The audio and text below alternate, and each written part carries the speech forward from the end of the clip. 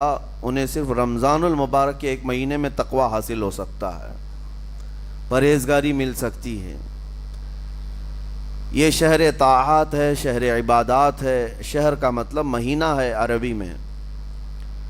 اور دیکھیں کتنی سہولیات تمہارے لیے رکھی گئی ہیں کہ شیطان کے وسوسوں سے محفوظ رکھا گیا، کہ تمہیں مہینہ بھر شیطان اور اس کی ذریت سے، اس کے حملوں سے بچا کر رب تبارک و تعالیٰ نے اس مہینے میں رکھا ہے۔ تو اب میرے عزیزو، تھوڑی سی محنت کی ضرورت ہوتی ہے تاکہ ہمارا دل پاک ہو جائے۔ تھوڑی سی اور محنت اس میں کر لی جائے تو انسان کا باطن پاک ہو جائے۔ تقوی کیا چیز ہے اور اس کا حاصل کرنا کیوں ضروری ہے، میں آپ کو بتاؤں۔ تقوی کا مطلب سب سے اہم چیز یہ ہے، اللہ کا خوف۔ یہ بنیادی چیز ہے، یہ بنیادی چیز ہے، اور یہ اگر بنیاد ہے تو ہر عمل میں آپ کے تقوی حاصل ہو جائے گا۔ نماز کیوں پڑھتے ہو؟ نماز ایک ڈیوٹی سمجھ کر کے پڑھتا ہے تو کوئی مسئلہ ہی نہیں اس کا، یعنی وہ ڈیوٹی ادا کر رہا ہے۔ لیکن نماز میں اگر خوف خدا ہے، اللہ کے ڈر سے پڑھتا ہے، یہی تقوی ہے۔ روزہ کیوں رکھ رہا ہے؟ سب محلے میں رکھ رہے تھے، ہم نے بھی رکھ لیا۔ روزہ اس لیے رکھ رہا ہوں کہ لوگ برا نہ سمجھیں، یا اسلام کا ایک حصہ ہے۔ اتنی ہی نیت تھی تو پھر اس نے روزے سے کچھ حاصل نہیں کیا، لیکن اسی روزے کو اللہ کے خوف سے رکھا، یہی تقوی ہے۔ تو خوف خدا، اللہ کا خوف آ جانا ہر عمل میں، یہی تقوی ہے۔ اور اگر یہ چیز نہیں ہے تو انسان بہت بڑے بڑے گناہ بھی کر جاتا ہے، اسے ڈر نہیں لگتا۔ روزہ چھوڑ دیا، اسے کوئی خوف ہی نہیں ہے، بلکہ دھڑلے سے لوگوں کے سامنے کہتا بھی پھر رہا ہو کہ مجھے یہ سب چیزوں میں وشواس نہیں، یقین نہیں ہے۔ یہ باتیں اس زبان سے آتی ہیں جس کے ہاں اللہ کا خوف ہے ہی نہیں، اللہ کا ڈر نہیں۔ اسی لیے قرآن میں اللہ نے فرمایا لعلکم تتقون، تم پر روزے اللہ نے فرض کیے ہیں تاکہ تمہیں تقوی مل جائے، اللہ کا خوف۔ اور یہ کتنی اہم چیز ہے میں آپ کو بتاؤں، خوف خدا۔ خوف خدا کا مطلب کہ اللہ کا ڈر، اللہ کا خوف، یہ تمہاری پوری باڈی کو صحیح کرتا ہے، اندر سے بھی باہر سے بھی۔ خوف خدا، تم ہر قدم پر اگر یہ سوچتے ہو کہ میرا رب مجھے دیکھ رہا ہے، جیسے کہ آپ کو پتہ ہے حدیث پاک میں حضور صلی اللہ تعالیٰ علیہ وسلم سے پوچھا بھی گیا، احسان کیا ہے، یعنی نیکی کس کو کہتے ہیں؟ حضور نے فرمایا تم نماز ایسی پڑھو یا عبادت ایسے کرو جیسے تم اللہ کو دیکھ رہے ہو۔ اور اگر یہ نہیں ہو سکتا تم سے تو اتنا احساس تو رہے کہ اللہ تمہیں دیکھ رہا ہے۔ تو ہر عمل میں تمہارے یہ سوچ آئے کہ مجھے میرا رب دیکھ رہا ہے، تمہارے قدم سنبھل جائیں گے۔ آج آپ مسجد میں بیٹھے ہیں، ادب سے بیٹھے ہیں، حالانکہ ایک آدھے گھنٹے کے بعد جسم کو پھیلنے کی حاجت ہونے لگتی ہے، تھوڑا پیر پھیلا لوں، پیٹھ کو ٹیک دے دوں، نہیں کرتے آپ، اس لیے کہ آپ کو احساس ہے کہ امام صاحب دیکھ رہے ہیں، مفتی صاحب دیکھ رہے ہیں، یا پھر مجمع میں لوگ دیکھ رہے ہیں۔ تو یہاں پر ہمارے دیکھنے کے احساس سے آپ کے پیر نہیں پھیلتے ہیں، آپ پھیل کے نہیں بیٹھتے۔ تو ہم میاں نہ سزا دینے والے نہ جزا دینے والے ہیں۔ یہی احساس اگر اللہ کے دیکھنے کا ہو جائے کہ میرا رب مجھے دیکھ رہا ہے، تو پھر آپ کو کسی نگرانی کی ضرورت نہیں، کہیں کسی سی سی ٹی وی کی ضرورت نہیں۔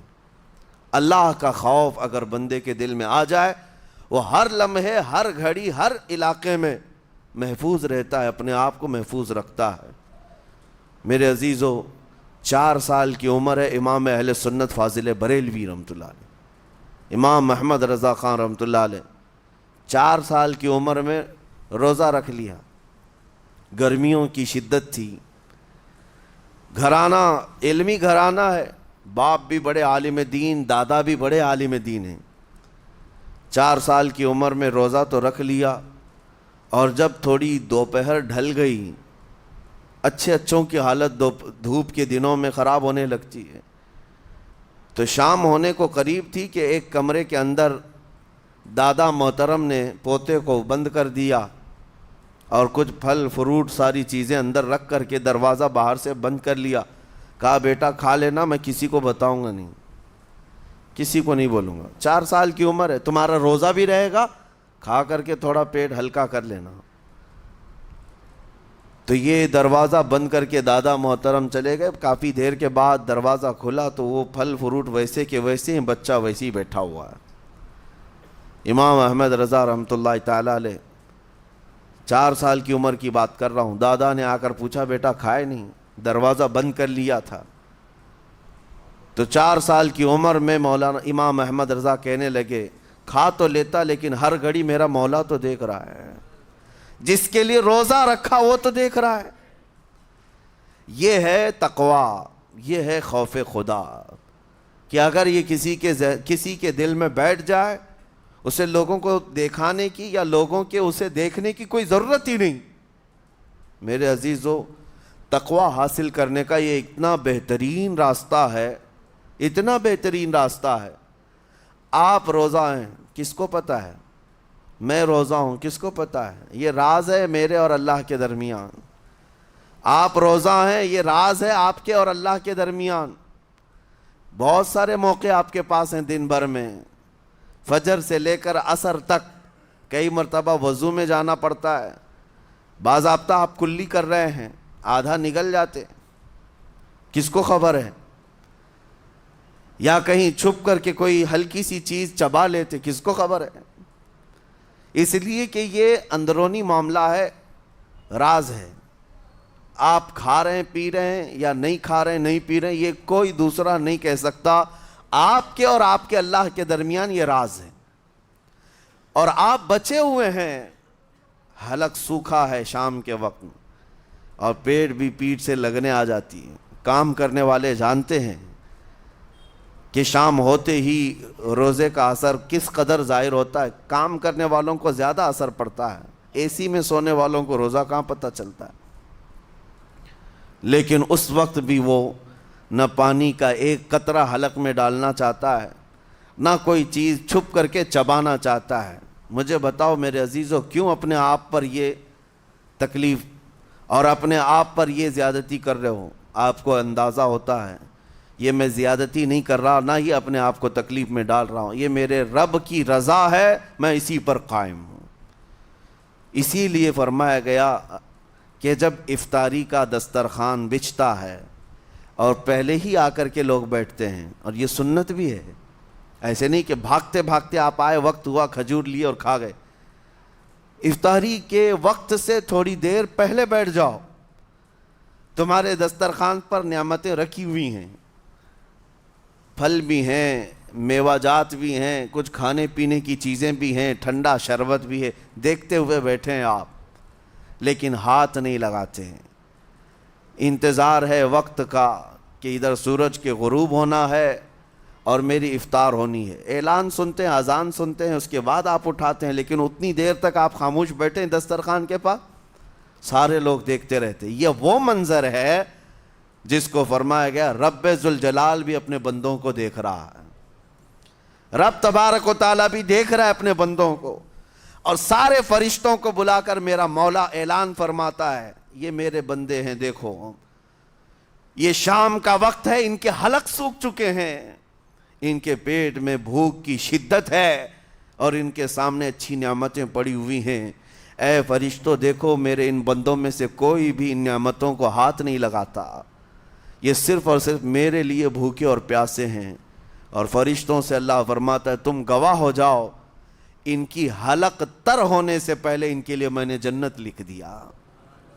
اسی لیے حدیث پاک میں ہے, جب افطار کرتے میرے آقا صلی اللہ علیہ وسلم یوں ارشاد فرماتے, ذهب الظمأ وابتلت العروق وثبت الاجر انشاءاللہ. پیاس بجھ گئی, رگیں ٹھنڈی ہو گئی, اور اجر اللہ کے ہاں پکا ہو گیا. یہ حضور پاک ہر افطار میں عرض کرتے تھے. میں آپ کو یہ عرض کر رہا ہوں کہ یہ چھپی ہوئی چیز, اسی کا نام تقویٰ ہے. آپ صرف اور صرف بچے ہیں اللہ کے خوف سے. اب سنو حدیث پاک, قیامت کے دن حساب و کتاب ہوگا, اور جنت میں جانے کا پروانہ کچھ لوگوں کو مل جائے گا اور سب جنت کی طرف جا رہے ہوں گے۔ اس میں بہت سارے لوگ ہیں جو پل صراط پر چل کر کے جنت پہنچیں گے۔ اب جب کافی لوگ جنت کے دروازے پر پہنچیں گے، ایک جماعت ایسی ہوگی جو پورے راستے میں کہیں نظر نہیں آئی، جنت جانے کے راستے میں کہیں نظر نہیں آئی، لیکن جنت کے دروازے پر وہ پہلے سے موجود تھے، چلے تھے نہیں چلے تھے کسی نے دیکھا ہی